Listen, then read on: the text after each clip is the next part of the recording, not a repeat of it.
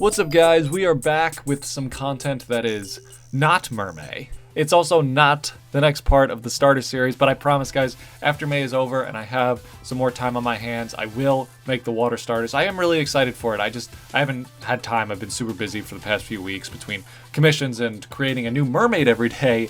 It's a lot of work, but of course, commissions mean Pokemon armors, and Pokemon armors mean another video. At this point, I've done so many of these videos. I'll link them all down in the description. Check them out if you haven't already. And if you have seen them already, then you know what's coming next. I'm going to copy and paste the Q&A from the other parts so that I can hopefully, preemptively, answer all of the questions that I know people are going to ask.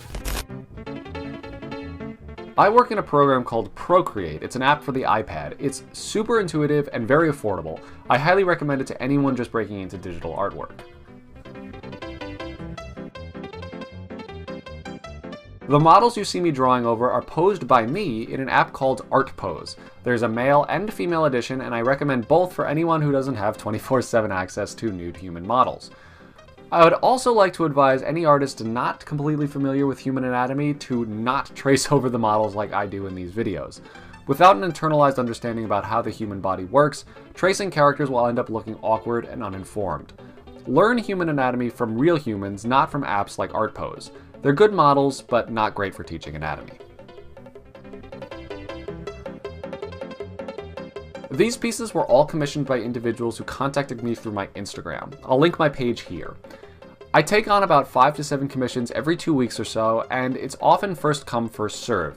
If you'd like to commission a set for yourself, be sure to follow me on Instagram for updates on my availability and prices. Now, there is one other question that people have been asking regarding my unique style of color rendering that I have dubbed prism painting.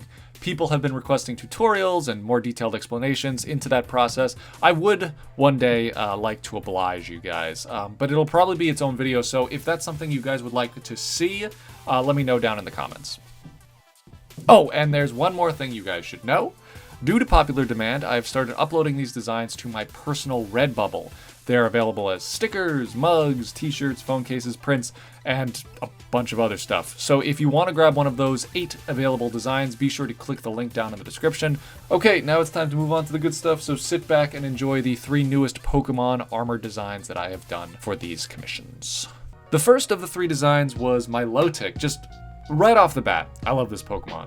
People like to say that it's, like the sassy sister of Gyarados, but I've always thought of it as more of like the Maximilian Pegasus of the Pokemon world. Feminine, posh and snooty, but still very confident in its manhood.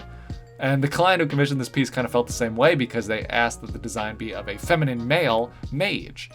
Being a very non-human design, it was a challenge isolating parts of Milotic that I could use to recreate its character in an anthropomorphized form.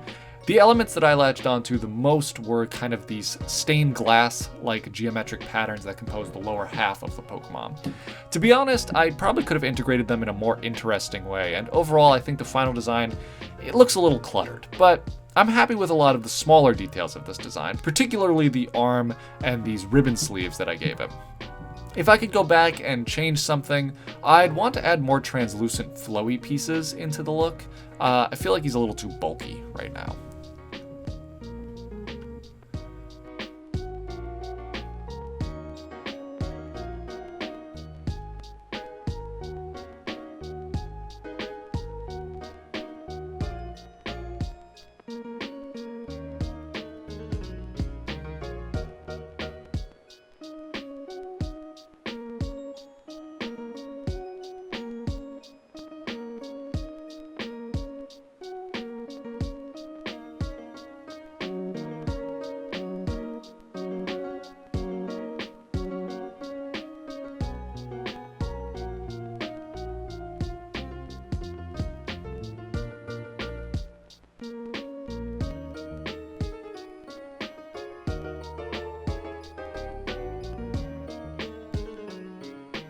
The next armor set was commissioned by the same client who paid for the Deoxys design, and they had a whole other set of specific ideas that they wanted me to incorporate into their look. When doing a legendary Pokemon like Giratina, I want the whole character to have a very deific feel to them. Everything down to the posing of the hand should convey that this character is omnipotent and possesses great strength and power. Among the specificities requested by my client were a scythe weapon and an old-fashioned smoking pipe. This last accessory came as a surprise to me, and it took me a while to successfully incorporate it into essentially what was becoming a hybrid of Mordekaiser and Kane. I probably could have worked it a little bit more intelligently so that the pipe stood out some more, but on the flip side, I personally felt like the addition of a pipe didn't really make any sense, so including it in this subtle manner helped me meet in the middle between what the client wanted and what I felt looked appropriate. This, in my opinion, was a very successful design, and I'm happy with the end product.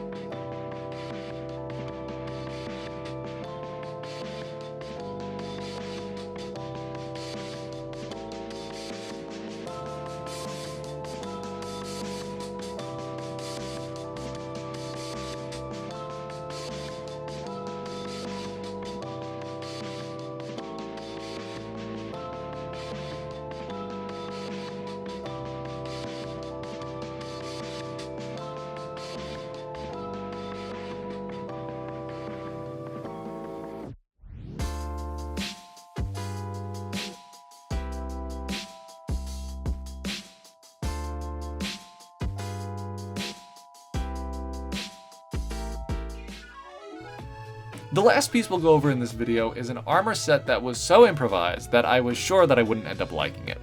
The client gave me free range to do whatever I wanted with the design, and while I usually enjoy prompts that give me that much agency, I was so overwhelmed with other work at the time that I struggled to come up with a good idea.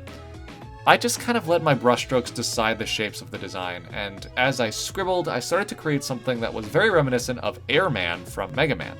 There was sort of this big turbine in the center of the chest piece that kind of recreated Poliwrath's signature swirl in a somewhat clever way, so I worked with that. Honestly, there wasn't a ton of consistency with this look, but the way that I managed to cobble it all together didn't actually end up looking that terrible. It had sort of an industrial-era Street Fighter feel to it, and honestly, I ended up being really happy with how it came out. In fact, I was so happy with it that I decided to include it as one of the 8 designs that I uploaded on Redbubble, so if you liked it too, be sure to go snag a sticker.